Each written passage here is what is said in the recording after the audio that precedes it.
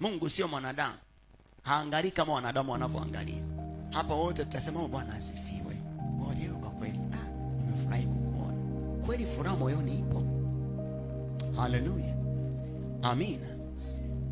Ukisema unafurahi kumuona mtu hapa, alafu kuna watu pale nyumbani kwako ufurahi kuwaona, si unafiki, si ni uongo. Bwana asifiwe. Amina. Unatudanganya sisi. Umefurahi kutuona sisi hapa tumeonana majadwali unaona nao kila siku ufurahi. Hapo tunadanganyana sisi. Haleluya. Amen. Kama we ni mkweli, utafurahia zaidi kuwaona wale watu pale kwanza. Ndio unaanza kufurahia kuwa na wale kwanza. Ndio sasa unaweza kufurahia kuwa na wale ambao wako mbali. Kweli kabisa. Kama hii taa haiwezi kuleta mwanga hapa, itaweza kumletea mwanga huko nje? Uongo. Haleluya. Amina. Maandalio ya moyo ni ya mwanadamu. Tumeandaje moyo wetu? Ndio utaamua nini kitokea kwenye maisha yetu. Laana zije au baraka zije. Inategemeana na moyo umeandaliwaje. Biblia inasema usimpe nafasi ibilisi. Kuna maandalizi mengine yanatoa nafasi kwa ibilisi. Bwana Yesu asifiwe. Haleluya. Amen. Kitabu cha Wathesalonike wa pili.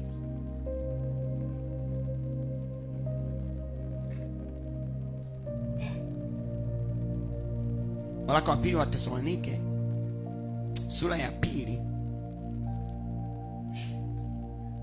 Mtaanzia mstari wa 8. Hapo ndipo atakapofunuliwa yule asi ambaye Bwana Yesu atamuua kwa pumzi ya kinywa chake na kumwangamiza kwa ufunuo wa kuwepo kwake. Yule ambaye kuja kwake ni kwa mfano wa kutenda kwake Shetani, kwa uwezo wote na kwa ishara na ajabu za uongo na kwa madanganyo, na katika madanganyo yote ya udhalimu, kwa hao wanaopotea kwa sababu hawakukubali kuipenda ile kweli wapate kuokolewa. Kwa hiyo Mungu awaletea nguvu ya upotevu wa uamini uongo, ili wahukumiwe wote ambao hawakuiamini kweli, bali walikuwa wakijifurahisha katika udhalimu. Angalia, amesema ni watu wawili. Kuna ambao hawaipendi kweli. Mungu akiona wewe upendi kweli ya Mungu, anafanyaje? Anasema anampatia huyo mtu nguvu ya upotevu ili aamini uongo. Haleluya. Amen. Ni Mungu mwenye akiona wewe umekuja lakini haupendi kweli, moyo wako hujauandaa kwa ajili ya kupokea kweli, Mungu mwenyewe anakupatia nguvu ya upotevu ili uamini uongo, ili uweze kuhukumiwa pamoja na. Haleluya. Bwana asifiwe. Tuna mfano katika Agano la Kale, kitabu cha Nyakati wa Pili, tulisoma sio punde, kuhusiana na Ahabu mfalme wa Israeli ambaye alikuwa anataka kupigana vita. Akamwambia Yehoshafat mfalme wa Yuda, nisindikize tukapigane na hawa maadui. Yehoshafat akakubaliana naye. Akawa anaenda, akamwambia Yehoshafat, akamwambia, lakini hakuna mtu wa Bwana hapa, tuulize habari za vita hii kabla hatujaenda. Ahabu hakutaka. Akasema, mimi ninajua nikienda kwa Bwana, Bwana hata niambia mambo ninayoyataka mimi.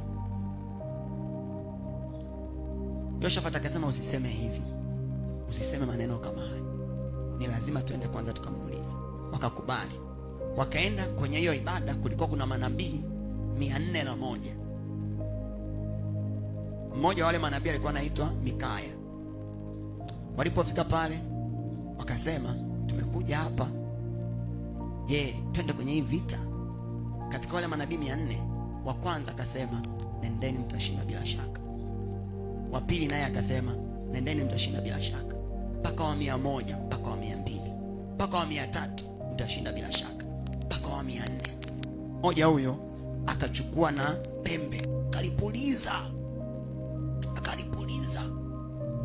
akasema, Bwana anasema hii vita mtenda kushinda.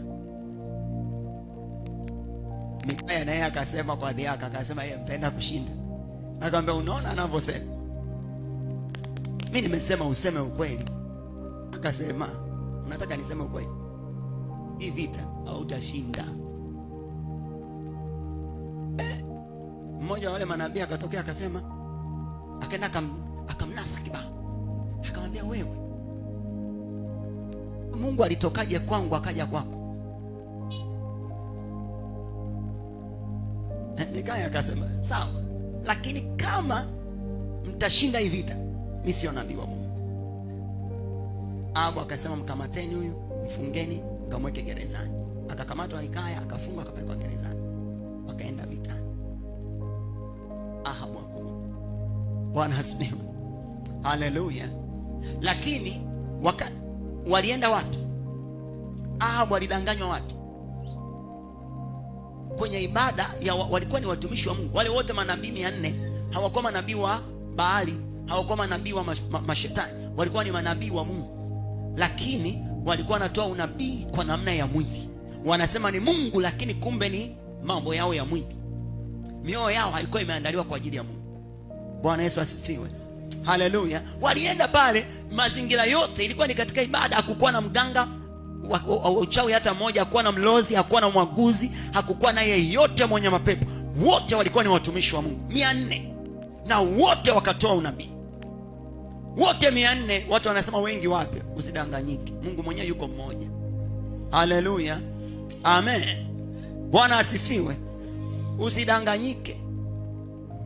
Kama hapo unaona 400 walisema nenda, mmoja akasema usiende, wakachagua kwa 400, hakurudi. Bwana asifiwe. Haleluya. Mungu amesema acha watu wote wawe waongo, Mungu peke yake awe amini. Sasa wakati unajua wanafanya vile, Mungu akauliza, nimeona mfalme wa Israeli anakuja kuuliza neno kwangu mimi Mungu, lakini moyo wake hajauandaa kwa ajili yangu. Haleluya. Anakuja kwangu lakini hajaandaa moyo wake kwa ajili yangu. Akauliza, ni nani atakayemdanganya mfalme wa Israeli? Pepo moja likasema mimi. Mungu akamuuliza, utafanyaje? Watu wanadhani ya kwamba vyote Mungu anafanya. Hapana, kuna vitu Mungu hata hajui namna vinavyofanyika. Alimuuliza yule pepo, utafanyaje? Yule pepo akasema, mimi nitaenda kwa wale manabii 400 na wajua wale, nitaenda kuweka uongo kwenye vinywa vyao. Akamwambia nenda. Akaenda akaweka uongo kwenye vinywa vya wale manabii 400. Wao wenyewe wale manabii wako pale, wanajua tuko kwa Mungu. Nikwambie mpendwa, maandalio ya moyo wako ni ya muhimu sana. Wale manabii mioyo yao waliandaa kumpendeza mfalme. Haleluya. Hawakuandaa kwa ajili ya kumpendeza nani? Mungu. Mikaya yeye alijiandaa kwa ajili ya kumpendeza Mungu. Hawa 400 wenyewe walijiandaa ya kwamba wafanye kitu ambacho mfalme atavutiwa nacho, mfalme atajisikia vizuri. Ni kweli walifanya kitu mfalme anajisikia vizuri, lakini kilivuviwa na pepo. Bwana asifiwe. Haleluya. Haleluya wapendwa. Maandalio ya moyo, tunaandaaje mioyo yetu? Bwana asifiwe. Usishindane na cha Mungu. Yaani ndani ya moyo wako hata mara moja isitokee ukaanza kushindana na cha Mungu kwenye moyo wako. Yaani ukiona kuna hako kambegu, nyenyekea, tubu, ondoa hicho kitu. Haleluya. Kwa sababu Mungu akikiona hicho atamkabidhi anayehusika. Mungu atasema, moyo ulivyoandaliwa kwangu mimi kitu, naenda huko. Tumesoma hapa. Alisema akiona mtu anapenda ishara, ajabu, anapenda vitu fulani, lakini kweli hapendi, anamsukumia wapi? Kwenye uongo. Haleluya. Bwana asifiwe. Amina. Na huko ndo unaenda kupotea. Kiandaa moyo wako kwa upande wa Mungu, hayo maandalizi yanaitwa imani. Ukiandaa moyo wako kwa upande wa shetani, hayo maandalizi yanaitwa mashaka au kutokuamini. Bwana Yesu asifiwe. Haleluya. Amen. Mashaka au kutokuamini ni hali ya moyo. Mtu anaweza akaja tu hata katika ibada hii. Tuliangalia wakati mwingine kuhusiana na wana wa Israeli. Wametoka utumwani Misri, wamefika pale Kadesh Barnea. Walikuwa wakienda kuongea na Mungu, anaongea, Mungu hayupo kama wewe, wanaongea maneno makubwa ya Mungu. Lakini wakirudi nyumbani wanasema, sisi hatuwezi kwenda, wale wana nguvu kuliko sisi ni kama mapanzi tu. Mungu akasema, hii ni mioyo ya aina gani? mlichosema mtapata. Haleluya, amen, haleluya. Kwenye ukusanyiko hivi walikuwa wanaongea vizuri maneno makuu ya utukufu wa Mungu, kwa sababu imeshakuwa condition ndivyo. Lakini kwenye ile setting ya nyumbani ya kawaida tu, sasa ndo mtu anapakua yaliyo moyoni mwake. Wawili tu, Mungu akasema hawa wana roho tofauti, mioyo yao iko tofauti. Joshua mwana wa Nuni na Kalebu mwana wa Yefune. Haleluya. Wao ndio mioyo yao walikuwa wameiandaa, wakasema mbona Mungu yuko upande wetu na anatufurahia, atatuingiza kwenye ile nchi, bila shaka tunaweza, twende tukatamalaki mara. Amen. Wako nyumbani tu kwenye kuongea wanasema maneno ya imani, lakini hao wengine wanaongea maneno ya mashaka, sio juu ya Mungu, juu yao wenyewe. Haleluya. Hawakusema vibaya kuhusu Mungu, hawakusema unajua Mungu hawezi chochote, Mungu mwenyewe kwanza mimi nadhani hayupo. Hawakuwa vile. Wenyewe walisema sisi hatuwezi, tulivyopima tumeona wao wana nguvu kuliko sisi, kwa hiyo afadhali tufe hapa au turudi Misri. Unavyosema kuhusu wewe mwenyewe, unavyosema kuhusu familia yako, unavyosema kuhusu tabia zako, unavyosema kuhusu maisha yako, uchumi wako, mwenendo wako, ndio Mungu anayoangalia. Kwa sababu ndio inatoka moyoni mwako. Bwana asifiwe. Hiyo ndio uliyoiandaa moyo, umeandaa hivyo moyo wako. Amen. Bwana asifiwe.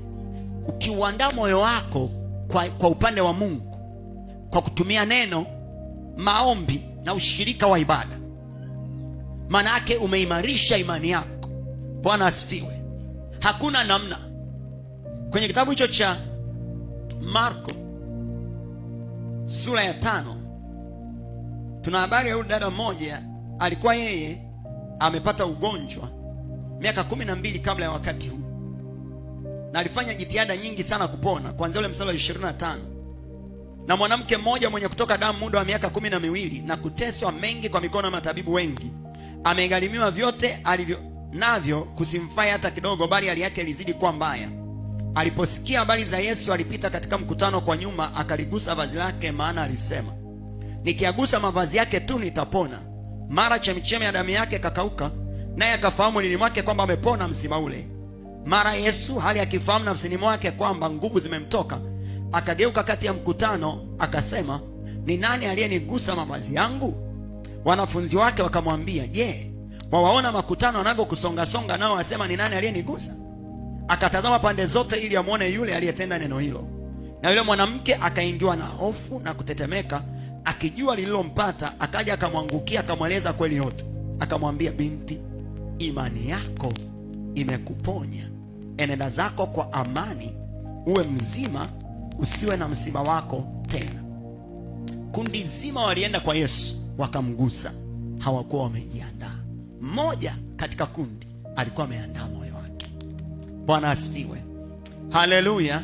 Aliyeandaa moyo wake alikuwa na historia mbaya, alikuwa ameshafilisika, hana kitu, ametumia vyote alivyo navyo kwa ajili ya kujaribu kuokoa maisha yake, haijamsaidia.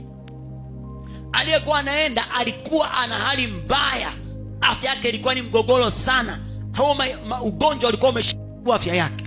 Aliyekuwa anaenda alikuwa ni mtu aliyekataliwa katika jamii kwa sababu ya aina ya ugonjwa wake. Bwana asifiwe. Lakini japokuwa jamii ilikuwa imemkataa, alikuwa dhaifu sana, alikuwa maskini sana, aliandaa moyo wake. Haleluya. Wengine walikuwa wanagusa bila maandalizi, patupu. Yeye aligusa akiwa ameandaa moyo wake. Yesu alisema nguvu zilimtoka. Kama umeandaa moyo wako, kuna nguvu za Mungu zinakuja kwenye maisha yako, na chochote cha shetani kinakauka kwa jina la Yesu Kristo. Chochote kilichofunga maisha yako kinakauka kwa mamlaka ya jina la Yesu Kristo. Kama umeandaa moyo wako, uwezo utokao kwa Mungu unayeyusha kila uonezi kwa jina la Yesu Kristo. Haleluya. Huyu dada alikuwa ameandaa, akagusa. Yesu akamwambia, imani yako imekuponya. Imani ilitoka wapi? Aliposikia habari za Yesu, alisema moyoni mwake. Amen. Aliposikia, imani chanzo chake ni kusikia. Kwa aliposikia, moyo wake uliandaliwa kwa ajili ya Yesu. Yesu alipotokea, alikuwa anasema moyoni mwake, nikigusa napona, nikigusa napona. Akaweka ile imani yake kwenye matendo, Alipogusa, chemichemi ya damu yake ikakauka, akajua ya kwamba amepona msiba ule. Bwana asifiwe. Haleluya. Yesu aliuliza, ni nani aliyenigusa? Kwa nini aliuliza ni nani aliyenigusa? Mungu hana kalenda ya kukufanikisha, hana kalenda ya kukuponya, hana kalenda ya kukusamehe, hana kalenda ya kukutetea. Haleluya. Maandalio ya moyo ndio yanayosubiriwa. Haleluya. Anasema mimi namsubiria Bwana. Mungu mwenyewe anakusubiria. Wakati uliokubalika ni sasa. Tayari tuko kwenye wakati uliokubalika. Yesu alikuja kutangaza mwaka wa Bwana uliokubalika. Kama uko ndani ya Yesu tayari umeshaingia kwenye mwaka wa Bwana uliokubalika, umeshastahilishwa. Ingekuwa heri leo usikie sauti yake, usifanye moyo wako kuwa mgumu. Bwana Yesu asifiwe. Haleluya. Fikiria ile siku haikuwa kama ingekuwa ni ratiba. Haikuwa ratiba ya dada kupona. Ilikuwa ni ratiba ya kupona kwa binti yake Yairo. Haleluya. Ndio ratiba ilikuwa vile. Yesu anaenda kumponya binti yake Yairo. Hata kama ratiba sio ya kwako, ukiandaa moyo wako ndo zamu yako kwa jina la Yesu Kristo. Hata kama sio wakati wako, kama moyo wako umeandaliwa, wakati ndio huu kwa jina la Yesu Kristo. Na Bwana ametuma neno lake leo kutuponya na kututoa kwenye maangamizi yote. Hata kama adui aliandaa maangamizi 1000 au 10,000 upande mwingine, kwa mamlaka ya jina la Yesu Kristo hayataweza kukugusa, maana aliye ndani yako ni mkuu kuliko aliye katika dunia. Maandalio ya moyo ni ya mwanadamu. Ni ya mwanadamu. Sisi ndo tunaandaa mioyo yetu. Bwana Yesu asifiwe. Haleluya. Hauhitaji kupendeza watu. Amen. Wewe andaa moyo wako. Usitake kuonekana vizuri kwa watu. Andaa moyo wako. Bwana asifiwe. Huyu dada yeye aliandaa moyo wake, na ile siku ndo akamaliza matatizo yake. Bwana asifiwe.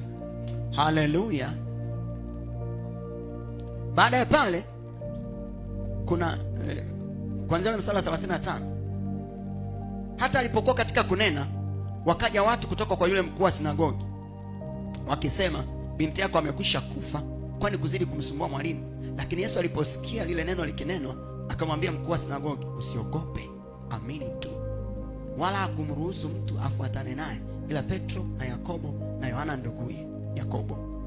Walipofika nyumbani kwa yule mkuu wa sinagogi, akaona ghasia na watu wakilia wakifanya maombolezo makuu. Alipokwisha kuingia, akamwambia, mbona mnafanya ghasia na kulia? Kijana hakufa bali amelala tu. Wakamcheka sana.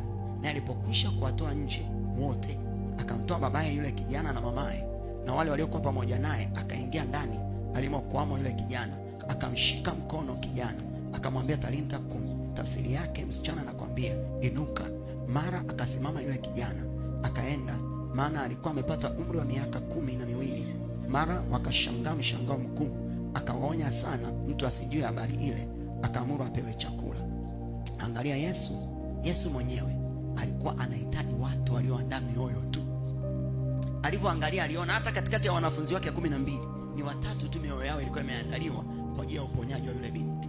Wengine mioyo yao ilikuwa imeandaliwa kwa ajili ya kufa yule binti. Bwana asifiwe.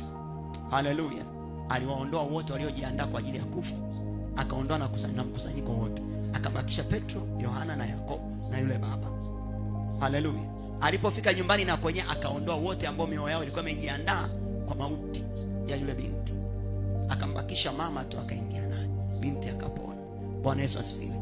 Kuna watu ambao kama hawajajiandaa, usiruhusu waingie kwenye maisha yako. Ishi nao nje. Haleluya. Usiruhusu waingie kwenye moyo wako. Usiruhusu mambo yao yafike kwenye moyo wako, yataharibu. Moyo wako utaandaliwa kwa ajili ya kupokea kazi nyingine ambazo sio za Mungu. Kitabu cha Marko hiyo sura ya 11 mstari 22 anasema, muaminini Mungu.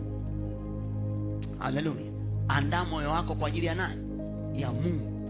Na 23 anasema, katika wale walioandaa moyo wao kwa imani, yeyote atakayeuambia mlima ung'oka ukatupwe baharini, wala asione shaka moyoni,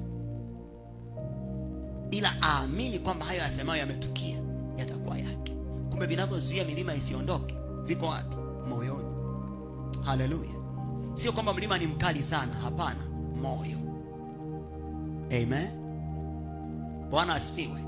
Kama alivyosema kwenye Yakobo sura ya 1 kwanza ule mstari wa 5, mtu akipungiwa na hekima na muombe Mungu awapaye wote kwa ukarimu, wala akemee naye atapewa, ila naombe kwa imani pasipo shaka yote.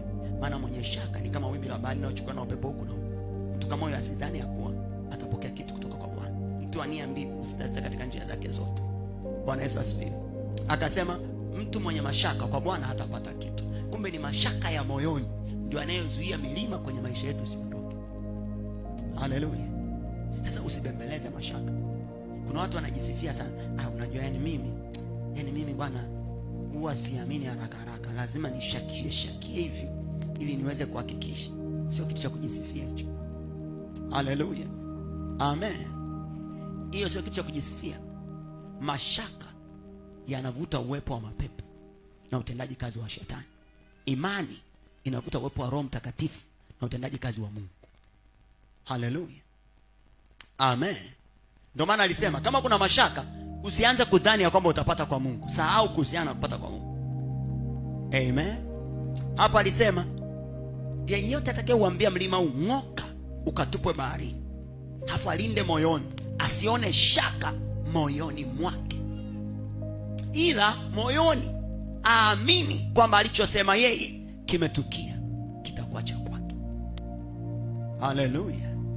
Linda sana moyo wako kuliko yote unayolinda. Usiache kila mmoja awe na njia ya kufika kwenye moyo wako. Haleluya. Tunajua kila ambacho sikio halijasikia, jicho halijaona, hakijaingia katika moyo wa mwanadamu. Kama wewe unaendelea kuangalia kazi za shetani kwa macho yako, unaendelea kusikiliza kazi za shetani kwa masikio yako, umeuandaa moyo wako kwa ajili ya utendaji kazi wa shetani. Bwana Yesu asifiwe.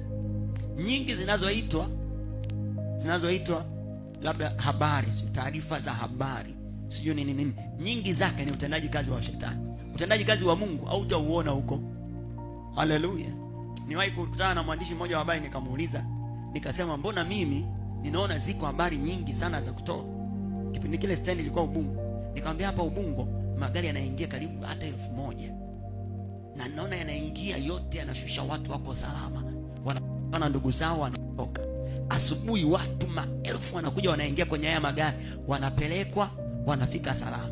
Mbona mripoti kwamba leo tumeshangaa Ubungo yameingia magari 1000, kila gari na watu 50 na wote wako salama? Mbona mripoti ikitokea gari moja ikapata ajali, hiyo sasa ndio habari kwa watu wote, itaenezwa kila mahali. Maana yake ni kuandaa watu kwa ajili ya ufanyaji kazi wa shetani. Bwana Yesu asifiwe. Haleluya. Haleluya wapendwa. Amen. Ndio hii dunia ilivyo, kwa sababu Mungu wa dunia hii ni Ibilisi. Sisi tusio wajinga, tukomboe wakati.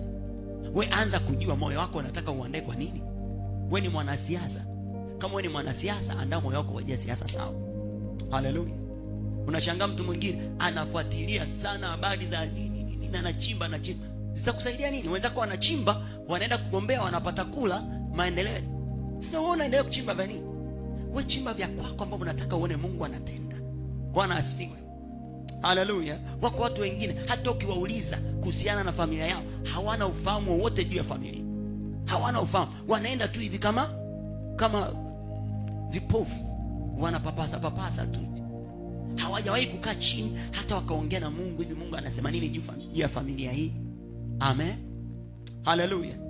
Lakini ukiwaambia hapa waanze kukusimulia habari labda pengine za vyama hapa, watakusimulia kwa ufasaha mzuri. Sasa unajua hizo, wewe mwenyekiti wa chama za nini? Ukiwa mwenyekiti wa chama sawa, jua vizuri chama. Haleluya. Amen. Lakini kama wewe ni baba wa familia au ni mama wa familia, jua vizuri kuhusiana na familia yako. Bwana Yesu asifiwe. Amen. Haleluya. Wewe unaweza kukuta mtu mwingine labda yeye ni mfanyabiashara, hajui chochote kuhusiana na ile biashara, lakini anajua vizuri sana kuhusiana na Simba. Wewe ni mchezaji wa Simba. Wewe unafanya biashara, zama kwenye ile, jifunze hiyo, ruhusu Mungu aseme na wewe, jifunze jua yote kuhusiana na kile ambacho kinahusika, ndio moyo wako hapo. Bwana asifiwe. Haleluya. Sasa wewe unakaa unaandaa moyo wako, sijui uko wapi, moyo unaharibika. Kwa matokeo yako unakuwa na moyo ulioharibika, unauleta nyumbani, matokeo kunaharibu familia. Kwa sababu ulileta moyo wako ulioharibu kulikotoka. Bwana asifiwe. Na wengi wanafanya vile. anaenda anapeleka moyo wake hapa, unaharibiwa, anapeleka huku, unaharibiwa. Anakuja anauleta kwenye biashara yake, anauleta ofisini kwake, anauleta kwa watoto, analeta kwenye ndoa yake, anaharibu. Bwana asifiwe, haleluya. Mungu ametuma neno lake kwetu leo atuponye na kututoa kwenye maangamizi yote. Amina, haleluya. Andaa moyo wako kwa ajili ya Mungu. Maandalio ya moyo ni ya mwanadamu. Usianze kusema sijui nani afanyeje, nani afanyeje. Andaa moyo wako, haleluya. Alisema kitabu kile cha Yoshua, kitabu hiki cha Torati kisitoke kinywani mwako, tafakari maneno yake mchana na usiku, mchana na usiku, mchana na usiku, haleluya. Uangalie kufanya sawa yote aliyoandikwa huko, maana ndipo utakapofanikisha njia yako, kisha utakapostawi sana. Wengi tunataka leo hii nimekuja, leo hii nifanikishe njia yangu, sijaandaa moyo. Hayo moyo yanatokeaga mara moja hivi, yataniangamiza. Hata kama napata kitu kimetokea mara moja, lazima niandae moyo wangu kwa ajili ya kukilinda na kukifanya kiendelee. Bwana Yesu asifiwe, haleluya. Turuhusu mioyo yetu iandaliwe kwa ajili ya Mungu. Alisema, mwanangu, sikio yako, tega sikio lako uzisikie kauli zangu, zisiondoke machoni pako, uzihifadhi ndani ya moyo wako, maana ni uhai kwa wale wanaopata na dawa ya mwili wao wote. Haleluya, amen. Alisema inawezekana tukahamisha maisha yetu tukayaweka kando kando ya mto, yakaanza kuchanua. Kwa kufanya nini? Kufanya uchaguzi. Alisema usikae kwenye baraza la wenye mizaa, usiende kwenye njia ya wakosaji, usifuate shauri la wasio haki. Pendezwa na sheria ya Bwana, itafakari mchana na usiku. Haleluya, Bwana asifiwe. Ndio uchaguzi. Kama unapenda baraza la wenye mizaa, unapenda njia za wakosaji, unafuata mashauri ya wasio haki, umeandaa moyo wako. Lakini kama unapendezwa na sheria ya Bwana, unaitafakari mchana na usiku, unafanya sawa sawa na hiyo sheria ya Bwana, umeandaa moyo wako. Akisema akiona hivi umeandaa hivyo kwa kupendezwa na sheria ya Bwana, anakuweka kando kando ya mtu. Haleluya. Lakini kama haujaandaa hivyo kwa neno la Bwana, unawekwa jangwani mbali na mtu. Bwana asifiwe, haleluya. Baba Mungu wa mbinguni, tunakushukuru leo kwa kutuma neno lako kwetu. Baba, asante kwa maji yaliyo katika neno lako. Asante kwa nguvu na uweza wa neno lako. Ninaomba Baba, kwa neema na uweza wa neno lako hili, kusiwe na yeyote katikati yetu anakuwa na moyo mbovu wa kuandaa kwa ajili ya utendaji kazi wa shetani, yaani mashaka, kutokuamini, kuangalia mabaya, kutafakari mabaya. Kusiwe na yeyote katikati yetu mwenye moyo wa aina hiyo. Tunakuomba Bwana, sisi tuwe miongoni mwa wale ambao tunafurahia neno lako, tunalitafakari neno lako mchana na usiku, tunaangalia kufanya sawa sawa na maneno yote yaliyoandikwa humo.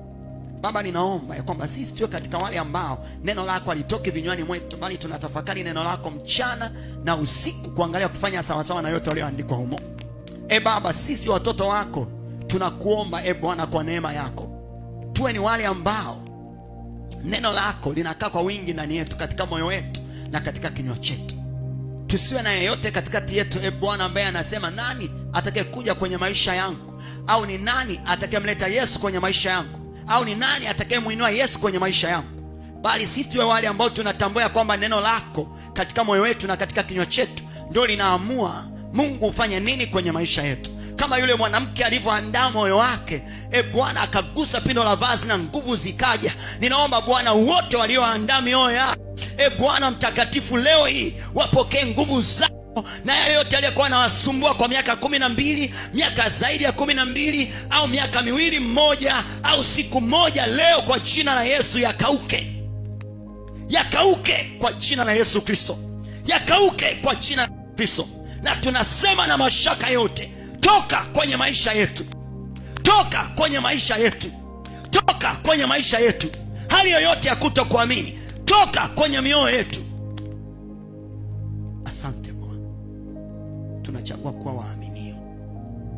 Tunachagua kwenye